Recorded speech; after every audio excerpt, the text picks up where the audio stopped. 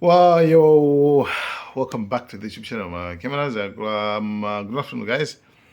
Masana bwino konse kumene tili. Yeah, so tipitilize tsopano kuti tsopano Netanyahu apindula chani zimene amapitula ku Americazo zatheka. So choyambira chimene tingadziwe pa meeting imene anakomana yo pakati pa Netanyahu ndi Trump sinali ngati imene imakhala nthawi zonse imene inali ndithu ya kuchipinda, no makamera, nothing, kungokhala basi anthu awiriwiri. Komanso panalibenso ngati joint press conference imene amakhala ngati anthu awiri kena kumayankha mafunso atola nkhani zindizi zimene zonso panalibenso.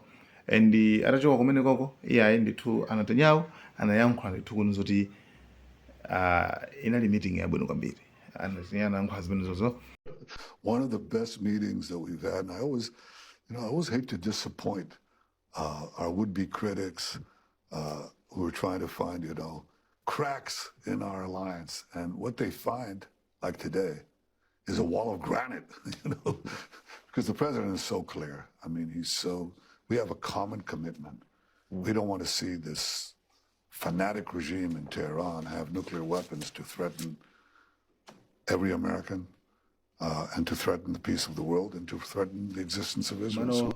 Trump atafunsidwa za meeting imene inakhaliramo, iwo ndithu ananena kuti chifukwa chani Netanyahu akuyankhula zinthu to the world, kwa anthu zimene ineyo sanandiuze bwanji mwa direct.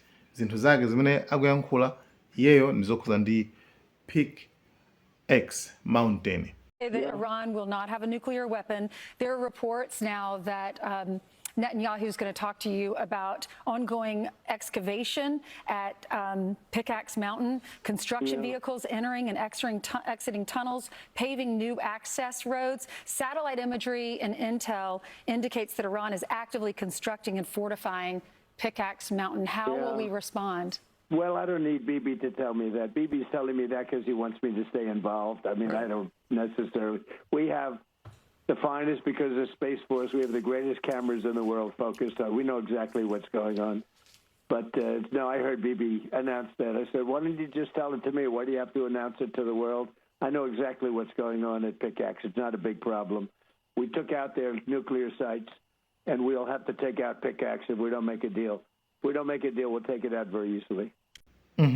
So Peak X Mountain ndi chani tsopano? Limene ndi phiri limene lili ku dziko la Iran, pansi deep underground 100 meters pansi penipeni ndithu ati pamene pandithu pali programu ija ya za nuclear, komano ali kuli uranium, moti nthawi imene ankaphulitsa usiku uja night hammer ija akuti uranium anatengedwa anakayikidwa ku phiri kumene koko. Komano zimene anakupanga kumene ku phiri limene konena kuti palibe bomba limene lingaphulitse kumene koko.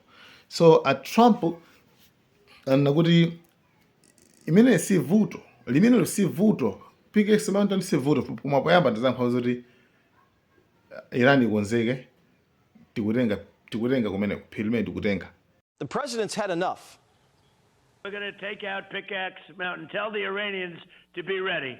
All right, Let them know we're coming, okay? There's not a damn thing they can do about it.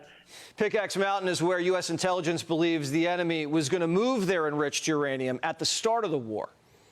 Now Trump's threatening the kill shot. Iran ikonzeke phiri limene tikutenga poyamba pamene popo. Pano akuona kuti it's not a big problem, right? Tikumbukire pano kuti zoti Netanyahu ananena kale mosabisa kuti zoti ife ndiso apompanoso ayankhulanso pompanoso kuti nkhani yokhuzana ndi pa Strait of Hormuz abe nayo ntchito. Actually it's just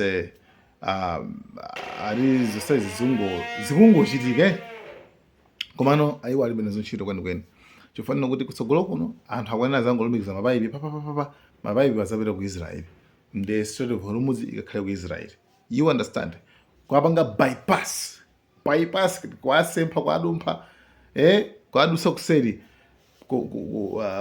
malo aja osheda kuti Strait of Hormuz aja azangolumikiza mapayipi ompita uko. So umonde mene iyeyo amene organizira amene momo. So komano iye chimene ali nacho interested kwambiri ndichonena kuti iye akufuna kuti pakhale kuthana ndi makamaka Pickett's Mountain, phiri limene lili. Komano sizingatheke ndi air strike, kuphulisira mwamba sizingatheke olumuta tani sizingatheke, pamene papa kufunika ndithu basi kupita. Zimene America sikufuna kuti ilowetse asilikali ake mu dziko la Iran, akudziwa kale kuti sakabwera kwa moyo, zimene America ikudziwa. Netanyahu ulendo amapita kamudani, amapita kampanga persuade kwa munyengerera kuti alowetse asilikali awo mu dziko la Iran, ndi akayesese kuti kumene kukumpakana zisizira zitheke. And Netanyahu anayankhulanso kuti palibenso option ina, like palibe kungozisiya papa pali option awiri paja nkhani ikhoya ndi Trump.